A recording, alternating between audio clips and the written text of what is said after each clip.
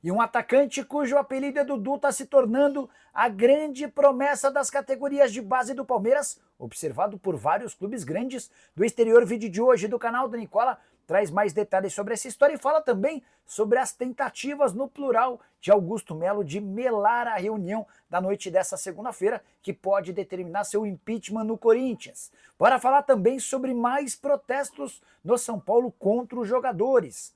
Fim do susto no Flamengo. Tudo sobre a convocação à primeira de Carlo Ancelotti na seleção brasileira sem Neymar. Para completar, tem novidades sobre o mercado no Galo, no Cruzeiro, as últimas do futebol brasileiro e também muito mais.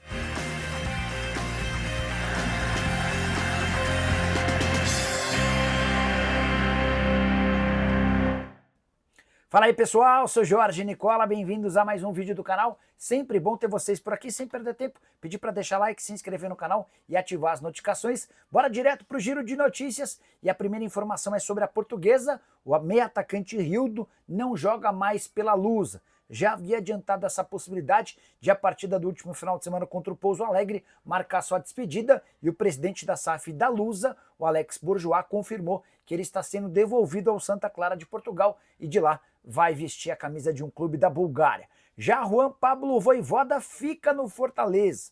Depois da derrota por 2-0 para o Cruzeiro no Castelão, rolou uma reunião que só terminou às 2 da manhã dessa segunda-feira e os dirigentes do Fortaleza optaram pela manutenção do técnico. A tendência é que jogadores acabem por ser dispensados ou negociados. A ideia é tentar dar uma limpada no elenco para que o Fortaleza volte a viver dias melhores. Já Wesley Patati, ex-jogador do Santos, foi um dos grandes destaques do título do Maccabi Tel Aviv no campeonato israelense. O ponta terminou a temporada com 14 gols e 9 assistências. Com a camisa santista, ele não conseguiu fazer barulho.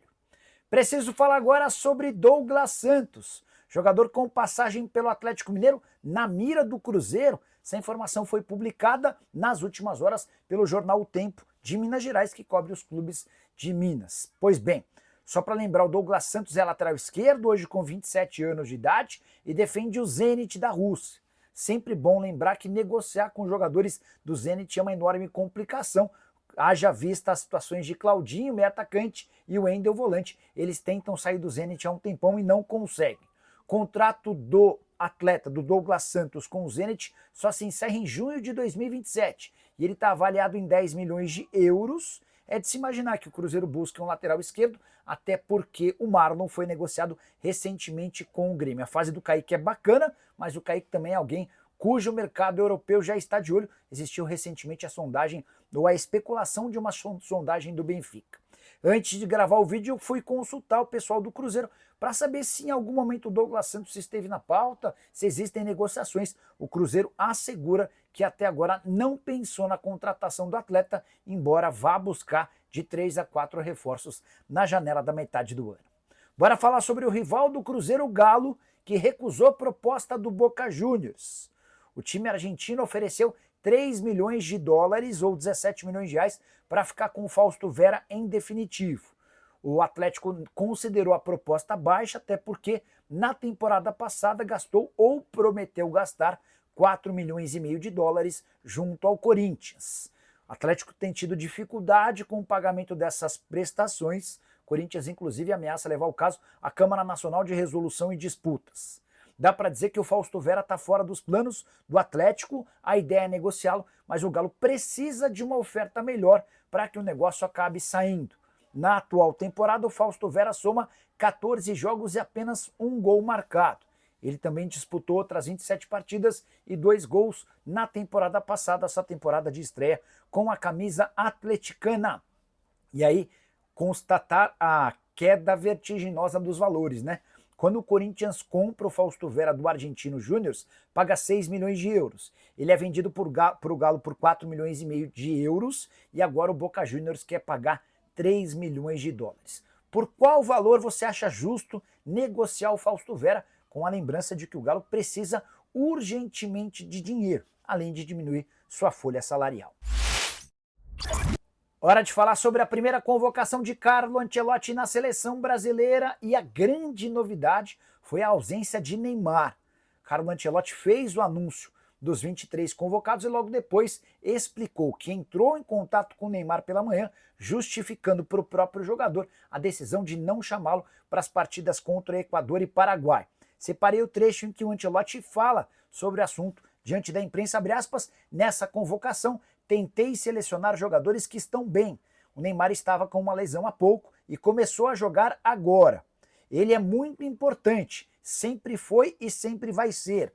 Todos temos o objetivo de ter o Neymar pronto para a Copa do Mundo. Ou seja, o Ancelotti não abre mão do talento do jogador do Santos, mas entende que nesse momento, voltando de contusão, não seria tão apropriado convocá-lo.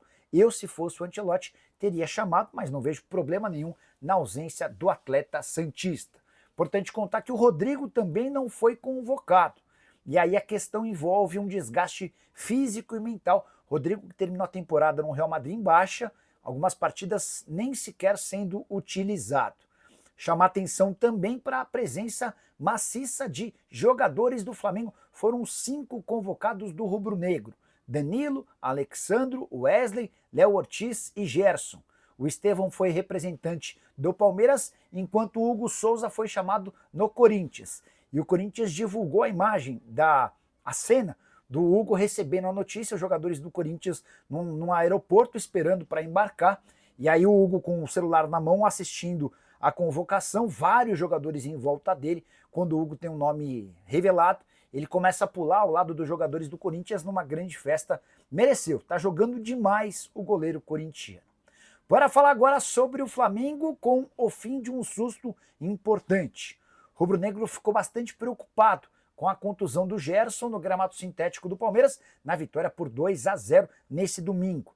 Lesão no joelho é sempre algo que causa aflição, certo? Pois bem, o atleta passou por exames e não constatou-se a necessidade de cirurgia, muito menos de ruptura de ligamento ou algo do gênero. Gerson apresenta apenas uma inflamação no joelho esquerdo e vai tratar de forma fisioterápica. Não dá para imaginar o que ele vai ter condição de enfrentar, por exemplo, o Deportivo Táchira no meio de semana.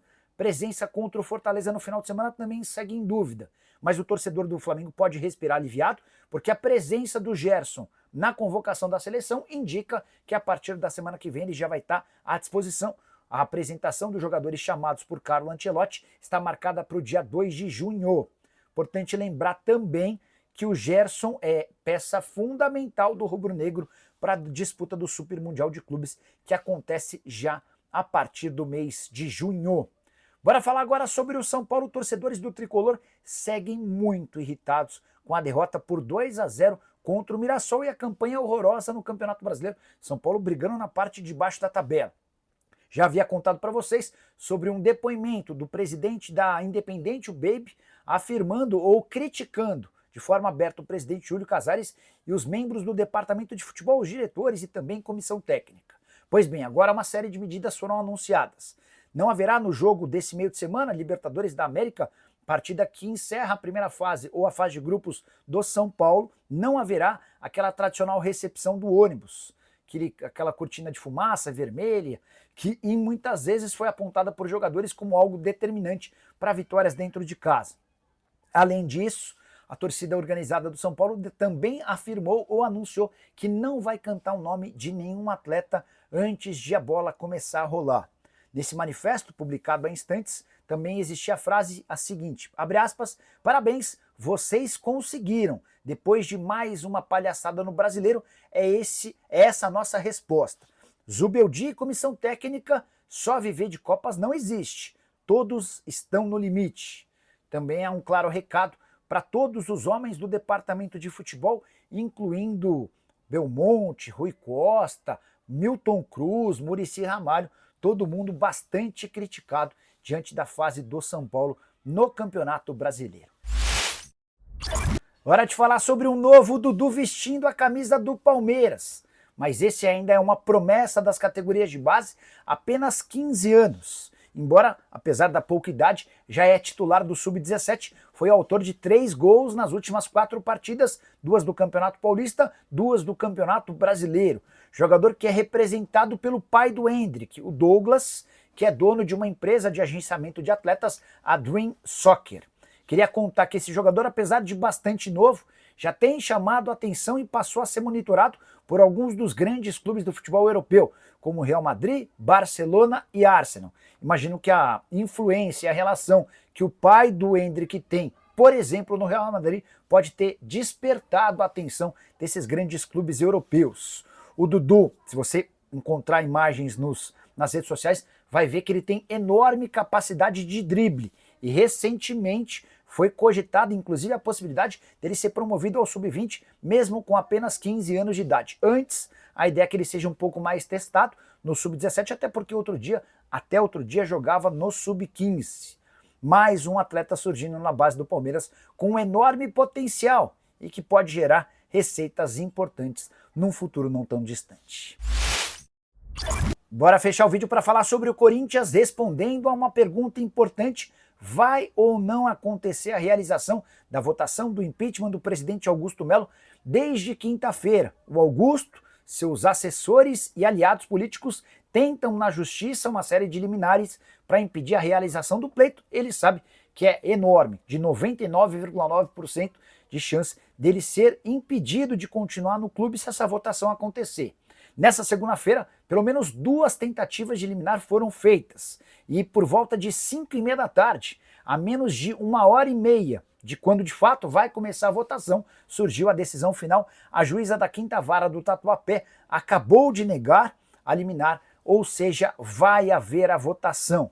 E isso indica que Augusto Melo viva seus últimos momentos como presidente do Corinthians. Se a votação terminar como a gente imagina, pelo sim do impeachment, o Augusto não pode nem sequer voltar à sala de presidente. E a partir daí, o Osmar Stabile, que é o primeiro vice, assume de forma interina e convoca uma reunião entre os sócios para ratificar essa decisão. Essa reunião deve acontecer apenas em agosto, depois do período de férias. Importante contar que o Augusto fez muitos investimentos nos últimos dias para tentar se segurar na cadeira, entre eles a contratação de José Eduardo Cardoso, que já foi ministro e trabalhou, por exemplo, na defesa de Dilma Rousseff no impeachment dela.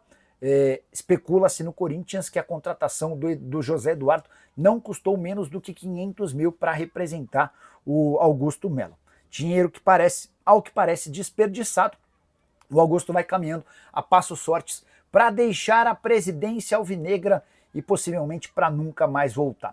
Só para completar em relação ao Timão, mais uma novidade: Memphis Depay foi convocado nas últimas horas para defender a seleção holandesa na data FIFA. 7 da noite a gente volta em ponto para falar sobre tudo isso e muito mais na live aqui do canal do Nicola. Você não perde por esperar, beleza? Só não esquece de deixar like, de se inscrever no canal. A gente se encontra daqui a pouco. Tchau!